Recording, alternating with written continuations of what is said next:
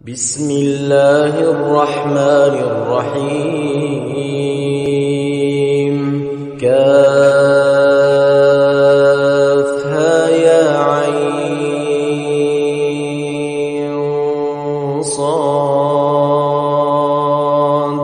ذكر رحمة ربك عبده زكريا إذ نادى ربه نداء خفيا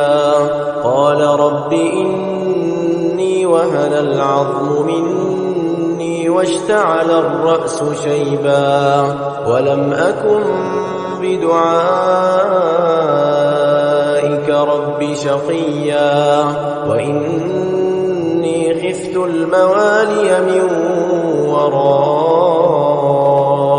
وكانت امرأتي عاقرا فهب لي من لدنك وليا يرثني ويرث من آل يعقوب واجعله رب رضيا يا زكريا إنا نبشرك بغلام اسمه يحيى لم نجعل له من قبل سميا قال رب أنى يكون لي غلام وكانت امرأتي عاقرا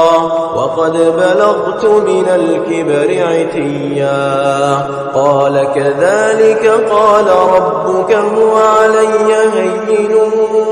وقد خلقتك من قبل ولم تك شيئا قال رب اجعل لي آية قال آيتك ألا تكلم الناس 3 ليال سويا فخرج على قومه من المحراب فأوحى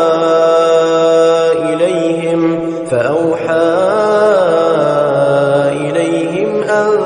سبحوا بكرة وعشيا يا يحيى خذ الكتاب بقوة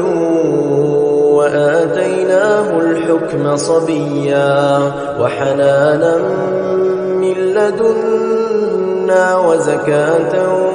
وكان تقيا وبرا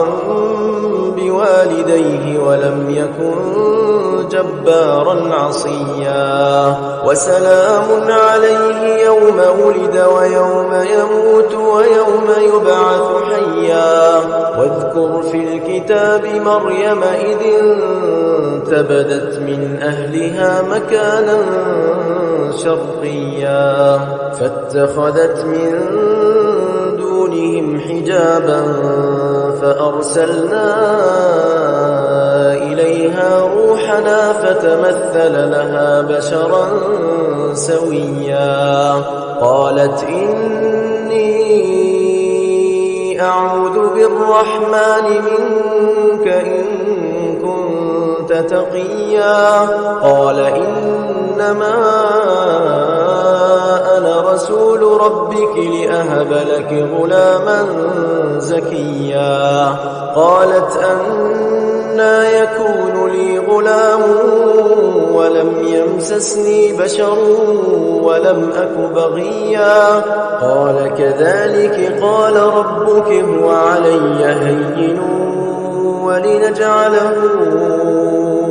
آية للناس ورحمة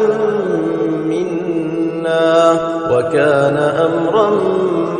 مقضيا فحملته فانتبذت به مكانا قصيا فأجاءها المخاض إلى جذع النخلة قالت يا ليتني مت قبل هذا وكنت نسيا منسيا فناداها من تحتها ألا تحزني قد جعل ربك تحتك سريا وهزي إليك بجذع النخلة تساقط عليك رطبا جنيا فكلي واشربي وقري عينا فإما ترين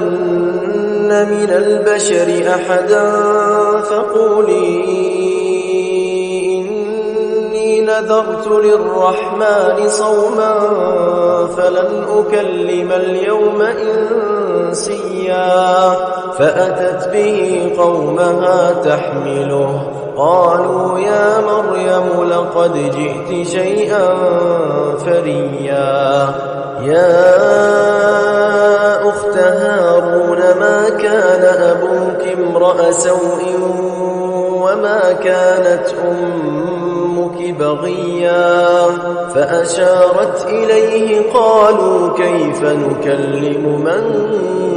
كان في المهد صبيا قال إني عبد الله آتاني الكتاب وجعلني نبيا وجعلني مباركا أينما كنت وأوصاني بالصلاة والزكاة ما دمت حيا وبرا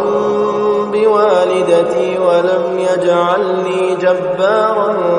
شقيا والسلام علي يوم ولدت ويوم أموت ويوم أبعث حيا ذلك عيسى ابن مريم قول الحق الذي فيه